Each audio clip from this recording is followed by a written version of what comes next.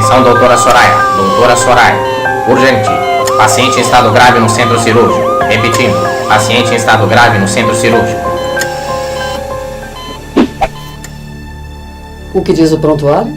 150 anos. Deu entrada há pouco com paralisia, desânimo, rigidez, não responde aos estímulos e cegueira. Vamos abrir. Luz. Como eu suspeitava, mais um caso de escola tradicional. É grave, doutora? Um quadro clínico irreversível. Bisturi. Veja, Genésio. Tantos anos se passaram e ela continua a mesma. A sala de aula sempre teve essa disposição. Um quadro negro e fileiras de carteiras? Exatamente. Estudei numa assim. Se não tomarmos cuidado, nossos filhos e netos também irão estudar. Por que ela é assim? Preste atenção. A estrutura de uma sala de aula foi criada para que todos os olhares fossem dirigidos para o centro, onde está o professor. Esse tipo de espaço privilegia a exposição oral do mestre e a audição passiva dos alunos. Entendo. E de onde está o professor, se vigia tudo o que acontece na sala de aula, não é? Isso mesmo. De um lado fica quem manda, do outro os calados, obedientes. Qual o objetivo desse arranjo? Desencorajar qualquer um, meu filho, de ter opinião própria. A submissão a um regulamento e o estabelecimento da servidão. Genésio, vamos analisar este objeto. Para Michel Foucault, no livro Vigiar e Punir, a prisão se parece com as fábricas, as escolas, as casernas, os hospitais e todos eles se parecem com as prisões. Olha o que encontramos aqui. Ainda hoje uma forma de punição branda é a caneta vermelha. Uma tradição que passa de professor para professor. Para alguns deles, esse objeto é considerado uma poderosa arma contra a indisciplina dos alunos. Mas também existem as suspensões e as expulsões. Mas já foi pior. Até meados do século XX, o castigo físico para qualquer ato de indisciplina ou baixo aproveitamento escolar era comum a expressão: a letra entra com sangue. Varadas pelo corpo, puxões na orelha e as famosas palmatórias. Tudo em nome da ordem e do poder. Observe como eram as punições da época. Desatenção, uma pancada na mão. Preguiça, 2. Perturbar a classe fazendo barulho, uma pancada na mão. Vadiar, 3. Bater em menina, 2 pancadas. E o mais rigoroso, roubar. Aí eram 5 pancadas. Deus me livre. Por falar em Deus, é bom lembrar que a partir do início da Idade Moderna, ou seja, a partir do século XV, a Igreja, que até então controlava e continuará controlando a educação nos séculos seguintes, começa a sofrer a concorrência dos Estados nacionais, que estão se consolidando nesse processo, nesses séculos XV, XVI, XVII e XVIII. No século XIX, com a expansão dos nacionalismos, começa a se afirmar na Europa Ocidental a ideia de uma escola laica, de uma escola pública e de uma escola gratuita, ou seja, uma escola acessível a todos, como critério fundamental de afirmação dos Estados nacionais. Olha! Algum aluno esqueceu isso aqui.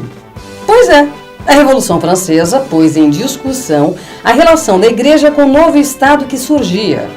O catolicismo foi duramente atacado pelos revolucionários e o clero perdeu regalias e participação na condução dos assuntos terrenos. O movimento demarcou o momento em que a obediência religiosa deixou de ser sagrada e indiscutível. A fé foi se tornando um assunto pessoal ou algo que perdia importância frente às preocupações de ordem material. A Revolução Francesa de 1789 terá um papel fundamental na questão da escola pública, laica, pertencente ao Estado. Em que sentido? Ora, a Revolução Francesa afirma a noção de cidadão em oposição à noção de súdito comum no Estado absolutista, no Estado de um rei com grandes poderes. Um rei que tinha seu poder justificado pela teoria do direito divino, ou seja, pela vontade de Deus. Os revolucionários de 1789, ao afirmarem a ideia de cidadão, afirmaram também a necessidade de formar esse cidadão. A escola adquire, nesse momento, um papel essencial. Mas a educação era mesmo importante para os ideais da Revolução? Era fundamental para o seu sucesso. Tanto que no parlamento francês, o Marquês Condorcet afirmou em seu discurso: oferecer a todos os indivíduos da espécie humana os meios de prover as suas necessidades, assegurar o seu bem-estar, conhecer e exercer seus direitos, conhecer e cumprir seus deveres, e estabelecer, desse modo, entre os cidadãos, uma igualdade de fato e dar realidade à igualdade política reconhecida pela lei. Tal deve ser a primeira finalidade da instrução nacional, que, desse ponto de vista, constitui para o poder público um dever de justiça.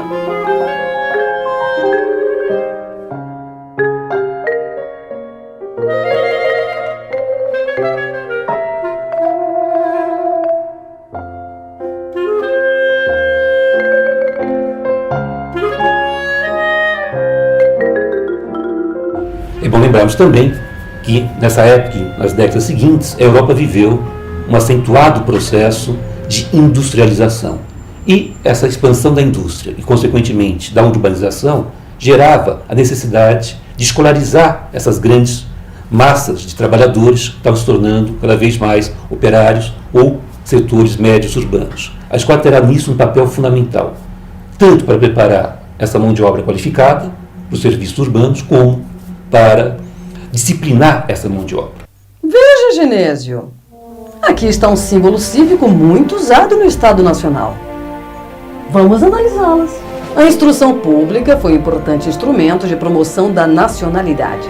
Através dela se fomentava o civismo e o orgulho patriótico.